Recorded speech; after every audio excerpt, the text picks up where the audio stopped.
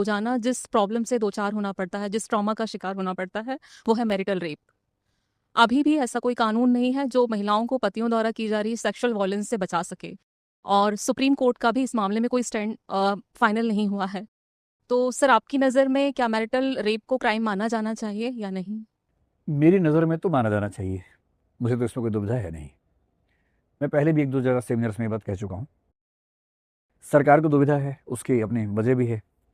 जो मैंने भी जिक्र किया था कि सेक्शन 375 आईपीसी का था, अब सेक्शन 3 बीएनएस में है।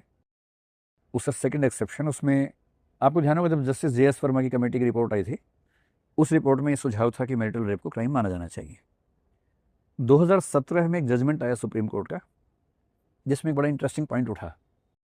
आपने पॉक्सो एक्ट सुना होगा, prevention of children from sexual offences act.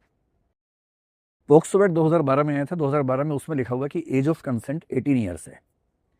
इससे मतलब 18 से कम का कोई बच्चा अगर है, लड़का हो या लड़की हो, अगर कोई उसके साथ इंडल्ज होता है सेक्सुअल एक्टिविटी में, तो उसकी सहमति थी या नहीं, माना जाएगा कि सहमति नहीं थी, और सहमति नहीं थी तो उसको रेप ही माना जाएगा। पहले ये उम्र 16 थी, फिर बढ़ा के 18 कर दी गई थी, क्योंकि ऐसे कई इंसिडेंट्स हो रहे थे। तो सुप्रीम कोर्ट में एक सवाल उठा कि अगर कोई लड़की शादीशुदा नहीं है और उसकी उम्र 17 साल है, किसी से भी रिलेशन हो तो रेप ही माना जाएगा। पर शादीशुदा है तो 375 का एक्सेप्शन 2 कहता है कि 15 साल से छोटी पत्नी है तब तो रेप माना जाएगा, 15 साल के ऊपर रेप नहीं माना जाएगा। यानी कि शादी होते ही आपको बच्चा नहीं माना जाएगा, पोक्सो तो लागू होता है।